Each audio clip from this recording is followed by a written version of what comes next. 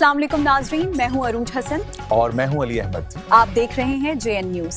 आइए नजर डालते हैं आज की अहम खबरों पर। RPO बहावलपुर गाजी मोहम्मद सलाहुद्दीन के अपने दफ्तर में शहरी और बार के नुमाइंदों से मुलाकात, मसाइल के फौरी और मेरिट पर हल के अहकाम। रीजनल पुलिस ऑफिसर बहावलपुर गाजी मोहम्मद सलाहुद्दीन ने अपने दफ्तर में शहरियों से मुलाकात के दौरान रीजन बहावलपुर के मुख्तलिफ अजला से आने वाले शहरियों, बुजुर्गों, खवातीन और वकला से मुलाकात कर उनके मसाइल और शिकायत तफसील से सुनी।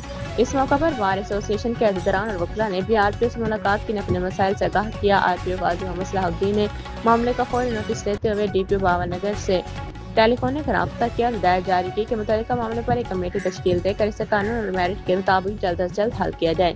इसके अलावा रीजन बहावलपुर के मुख्तलिफ अजला से आए हुए बुजुर्गों, खवातीन और दीगर शहरियों ने भी अपनी शिकायत और मसाइल RPO के सामने पेश किए।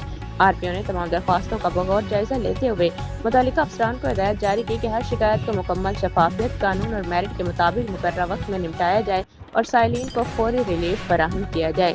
RPO गाजी मोहम्मद सलाहुद्दीन ने इस मौका पर कहा कि अवाम को बरोक़ इंसाफ की फराहमी, इनके जान और माल का तहफ़्फ़ुज़ और पुलिस पर अवामी एतमाद को मजबूत बनाना पंजाब पुलिस की अवलीन तरजीह है।